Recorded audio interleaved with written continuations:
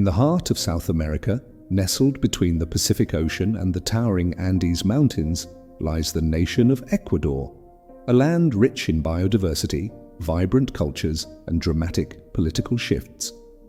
But beneath the beauty of its landscapes, a silent war brews, a war not between nations but between order and chaos. At the center of this storm stands one man, Adolfo Macías, better known by his infamous alias, Fito. Fito wasn't born a kingpin. Like many who ascend in the world of crime, he came from the margins. His rise was forged through blood, loyalty, and fear. He started small, but he had vision. Ruthless, strategic, and charismatic, Fito rose through the ranks of the Ecuadorian underworld and eventually seized control of the feared Los Choneros gang, one of the country's most powerful criminal organizations. What began as a local street gang evolved under his leadership into a formidable drug trafficking empire with connections stretching into Colombia, Mexico, and beyond. For years, Ecuador had been seen as a peaceful transit country in the global narcotics trade. But Fito changed that. Under his influence, Ecuador became a battleground, a place where rival gangs, corrupt officials, and international cartels vied for dominance. Violence surged, prisons overflowed, and in the heart of it all, Fito thrived. He didn't operate from the shadows. In fact, even when incarcerated, Fito commanded his empire with the confidence of a CEO.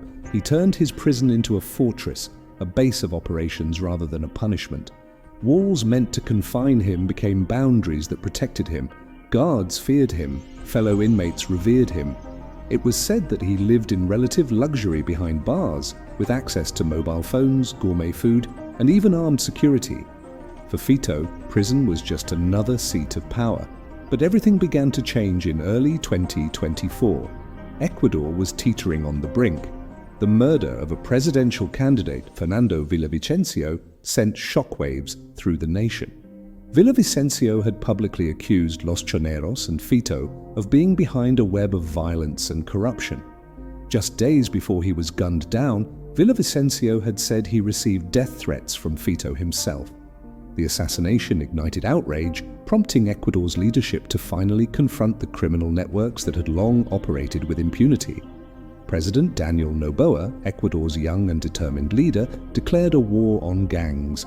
It was time to take back the country. His strategy? Start at the top, and that meant Fito. On January 7, 2024, Ecuadorian authorities launched a massive operation. The target? The regional prison in Guayaquil, where Fito was believed to be holed up. Over 3,000 military and police personnel were mobilized in one of the largest security operations in the country's history. Their mission was clear: transfer Fito to a maximum security facility and dismantle the power structures he had built within the prison system. But when they stormed his wing of the prison, Fito was gone. No one could believe it. A man under constant surveillance, surrounded by concrete walls and iron bars, had vanished without a trace. The immediate assumption? Help from the inside. Authorities scoured every corner of the facility. They interrogated guards. They reviewed surveillance footage. The conclusion was chilling. Fito had escaped in a meticulously planned operation that likely involved both inmates and corrupt officials. But the full scope of the escape was even more astonishing than initially thought. It wasn't just an escape, it was a statement. Within hours, chaos erupted across Ecuador. Gangs loyal to Fito launched coordinated attacks. Police officers were abducted. Vehicles were set ablaze. Explosions rocked major cities. It was as if the entire criminal underworld had been activated, sending a clear message to the government. Fito may be gone, but his reach was very much alive. President Noboa declared a nationwide state of emergency. The military was deployed to regain control. Curfews were enforced. Prisons were locked down. Yet the fear remained. Fito was now a ghost in the system, a fugitive with vast resources and nothing to lose. So how did he do it? How does one of the most dangerous men in South America simply disappear? The answer lies in Ecuador's deeply compromised prison system. Over the years, underfunding, corruption, and lack of oversight had turned many prisons into criminal strongholds. Guards were often underpaid and overpowered. Inmates smuggled in weapons, drugs and phones with shocking ease. Entire blocks were run by gangs rather than officials. Fito, knowing this, had laid the groundwork for his escape long before January 7th. Reports suggest that the day before the operation, he had received intelligence about the planned raid. His loyalists within the prison, possibly even among the guards, bought him time and space to disappear. Whether he escaped through a tunnel, a disguise, or simply walked out with forged documents remains a mystery. But what is clear is that it was no solo job. It was a network, precise, patient, and powerful. In the days that followed, international agencies got involved. Interpol issued a red notice. Neighboring countries tightened their borders. Drones scanned the skies. Roadblocks sprang up across Ecuador. But Fito was already steps ahead. Some say he fled to the dense jungles of Esmeraldas, where gangs operate under cover of foliage and fear. Others believe he crossed into Colombia, protected by allied cartels. There were even whispers of him boarding a boat to the Galapagos Islands, vanishing into the Pacific. Each theory, while unconfirmed, spoke to the same terrifying truth. The world's most wanted drug lord was out in the open, and no one knew where he would strike next. And strike he did.